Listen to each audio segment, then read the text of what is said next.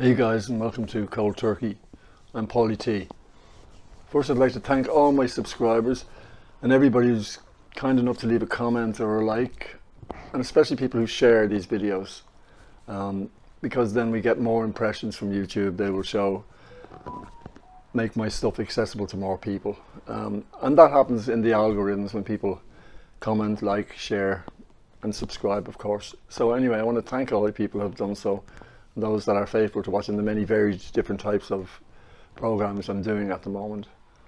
I'm back on to the homeless issue. I went down and I met Orla today in town, a lovely young lady who's been homeless for the last 15 years, dealing with her own problems and addictive issues.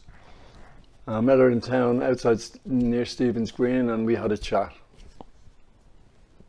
Orla, is it? Yeah. Orla, how long have you been on the streets of? I am homeless since I'm 14. How old are you now, darling? 21. Oh my god, that's a long time, isn't it? Yeah. Now, are you fully homeless? Are you sleeping on the street, or are you in a hostel? What's your situation? I was in and out of hostels up until about 15 months ago. 15 months ago, I ended up on the streets because the hostels just got too rough. Now, tell me about that. What happened in the hostels? 15 months ago was just the beginning of the COVID. Yeah. So what happened? Just getting robbed, getting bullied, getting intimidated by staff. These new hostels that opened that are private. Yes. So none of the staff have any education with addiction studies and like that. Porters, so it's really like 3 o'clock in the morning, you're out if you find a lighter in your bedroom. They've just no compassion towards addiction at all. People with addiction, they've no resources to help people with addiction. So, do you know what I mean? I do, it was just a bit hard, and then you're being bullied in your room. If like you have a nice pair of runners on your feet, you wake up, they're gone. Do you know what I mean? It was just a lot easier, and it was actually a lot safer to be on the streets. It was hard at the start, but the more I got used to it, I was like, I'm on my own, I've my own little area, out of sight, out of mind. I'm in a nice area, so the locals all know me. They look after me stuff. If it rains, they'll put waterproof stuff over my clothes. Do you actually have a tent then? Or? Yeah, I have a tent. And where are you based? I'm down near Bagot Street. Okay. Yeah. Are you under the bridge there? No, I'm not under the bridge. I'm actually I'm at the back of an apartment complex. Oh, I see. They have a bit of a shelter. It's like the way they drive their cars in. Yes. So they have like a bit of a shelter. None of them mind. Like a bike shed or something in the car park. Yeah. And you have a bit of roof shelter there. So none of them mind me being there. Like I wake up in the morning, there'll be a bit of food and a flask of tea, and and on people my own. Are very kind to you and then. They're lovely, yeah. Oh, that's yeah, really nice to hear that. But when I was up in the city centre part, I had my tent getting ripped open. You know, people saying, let me in, I want to get in and have a fix, and I don't use needles or anything. So I'd be saying, look lads, like this, I look at this, me tent house, I called it. Do you know what I mean? That was my home, it was the only home I had. So I'd be saying, like, I'm not using and abusing it, because I have to come back and sleep in it. So like, if you didn't see my tent, you would have found somewhere else to go. So they'd cut your tent, they'd rip it apart, you know, just out of nastiness. Do you ever be afraid out on the street at night? Sometimes, yeah, sometimes. Tell me about that. I got assaulted at the gate. There was somebody, they were drinking whiskey, not a homeless person at all, just a normal man drinking a bottle of whiskey.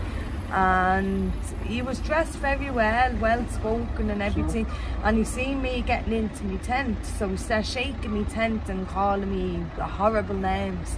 He had like a vendetta against women, against homeless women, against addicts, against homeless people, against, it was horrible. So I ended up having to get out my tent because he was threatening to come in on top of me. He said, I'll come in there, I will, and I'll burn your tent. I could not tell you. So I got out from my tent, and the Dublin Simon outreach pulled in. They're the community volunteers? Yeah, the volunteers, they pulled in. So when they pulled in, I was over talking to them, and he came up behind me and gave me 3 smacks into the side of the face. So wait a minute, let me get this right. You're in your tent. This guy who's seemingly got a suit, but he's drinking whiskey, is like a respectable man, what we might call. But he's drinking whiskey, he's drunk. He starts to hassle you, shaking your tent and disturbing you at night time when you're trying to get to sleep. You got afraid, you came out of the tent. the volunteers showed up. Yeah. They pulled up to do their service work, to give and up a bit of food they saw and this that. guy hitting you. Yeah, they seen him. They Oh, rang the did they? guards They and rang the everything. police? Yeah, they rang the police. He ended up getting arrested Good for because while he was after hitting me, they had to restrain him because he kept coming at me, and while they had him restrained, he was actually spitting at me. Oh my God. Do you know what I mean? I think you should sue him. Like, I haven't pressed charges, so I was just glad for the guards to get me out of the area, basically, and just that's when I ended up moving my tent kind of further out of the city centre. Further out you are, the less people are going to bump into, you know, less homeless people. Do you know, like as contradicting as it is. But sure. Are they your biggest, usually your biggest enemy, or the ones you have to watch out for more so? The homeless are the best people. Oh, the best. Okay. Yeah, the best people. Without homeless people and without volunteers, we'd have nothing on the streets. We'd have nothing. Like, but just tell me about your own addiction, Orla. Give me a little bit of history about yourself. What's your story, love? My ma was an addict, right, and she passed when I was 16. So I swore I would never take drugs. I went on drugs when I was 26. Wow. So from 16 to 26, I waited. It was 10 years after I was attacked when I was 21. And I had to go through a trial, so it was very serious. I had threats on my life, I had everything. It was a long trial, and it was actually during that trial that I turned to heroin. It was a stressful time for you. Yeah, very stressful. Had you got to be a witness, or had you got to be I was a victim and a witness. Okay. So I had to sit in court in front of me attacker. Sorry, he had to face you in court. In court, yeah. And that was a very harrowing experience for you. Yeah, and I just couldn't deal with it. I never touched heroin before that, and that's when I turned to heroin. So I'm on a kind of, I'm with my doctor and kind of doing a reduce me use. Yes. So I'm starting on a small dose of methadone. Okay. I'm reducing my use on heroin, and I'm looking to go into treatment then. Oh, good girl. I'm glad to hear that. So I'm gonna go in, when I get to 40 mils of methadone and come off the heroin, I'm gonna go in and detox off the methadone. I'm really glad to hear that, because you know, don't do what I did and get stuck on a methadone clinic for 25 years. My auntie done that, and she's actually passed away now from the methadone. So she was on the methadone for over 20-something years as well. Yes, and so I've learned from her. So when I hit 30 last year, it was the COVID hit the same time I turned 30. Yeah. So it was kind of like, a shit time to try change your life and turn your life around. But when I turned 31 a couple of weeks ago, I said, no, do you know what, I'm gonna do it, because if I don't start now, I'll never win. So tell me, Orla, how do you manage to keep yourself looking so fresh since that you're home? Your hair shining out in the sun, and you're beaming and clean, which is great to see, because I know you're homeless, sleeping in a tent, you've got addictive issues, but you still have a certain amount of self-care. I see your clothes are clean and fresh and your hair is shiny. Well, I use the little services that are there. There's Mendo City. Right. So what is that now? It's a drop-in you can use to take a shower, but it's like you can use the service once every 2 months, so you have to wait 2 months for a shower. So these porta toilets, I use them. I asked the lads, they know me from using the toilets since I'm on the street, so I asked them, can I use the disabled toilet to go in and wash my hair? And I'd go in, wash my hair, I'd get a change of clothes off the soup run, and just so kind of keep it. It's a day-to-day, I'd want me in today, I'll throw away tomorrow. Do you know what I mean? Because I can't keep it, I can't wash it, and there's no way for me to go wash my clothes. And I did start building up clothes, but it was all like dirty laundry, so I understand. Nowhere to go wash your clothes or anything, unless you're going to go down to the Liffey and dip them in it. Tell me, Orla, have you any skills in life, love? Like, do you have any job, profession, or anything like that? Yeah, I worked a couple of years ago in a cafe and a restaurant. I done days in the cafe, night time in restaurants. Oh, wow. I done an apprenticeship as a hairdresser. Okay. So I done that for 18 months, and I loved it. So then when I ended up homeless, I went to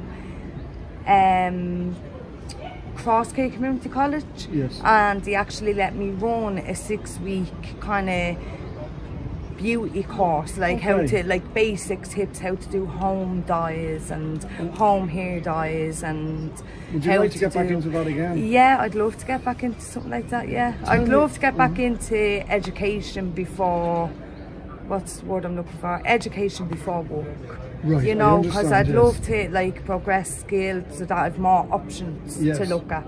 So, you know, it'd be a bit hard to just focus on one thing, because I left school at a very early age as well, so I don't have a leaving cert and like that. So I'd love to do more education first, get stable and then do education first. All I dream about and hope for, I expect the worst but hope for the best. So I say I'm not going through this for nothing. Something good has to come from it. All I want is a home. I have a 12-year-old daughter as well. She's with my aunt. So I just want a home, I want stability, and I want to be in recovery. That's all I want. Oh, good girl, and you deserve that, you really do. I'll get this. The spirit is shining in you, I can see it, it's coming out through those bright blue eyes, the spirit in you. Thank you. So you need to get off that gear and get yourself together. Exactly. You've got skills, you've got a good personality, and there's a job out there waiting for you somewhere. You just got to find it, girl, and you've got to go and do that yourself. That burden is on you. That's it. Once COVID eases up, I think a lot more opportunities will start getting easier for me. Absolutely. You know, so, and you hang in there. You've got through 15 years of this. Exactly. You hang in there and make sure you come out winning. Oh, I will indeed. Thank you so much for talking to us, and from everyone at KoldTurkey, from Danny and myself. No problem. Stay blessed, girl. No, thank you. Thank you very much. Thank you. Very well. Thanks very much. That was Orla, homeless in Dublin in 2021. I'm Paulie T. Again, I'd like to thank anybody. If you're new to this channel, please like, share, comment and subscribe. Hit that notification bell to be notified anytime KoldTurkey puts up a new video or chooses to go live. So I'm Paulie T.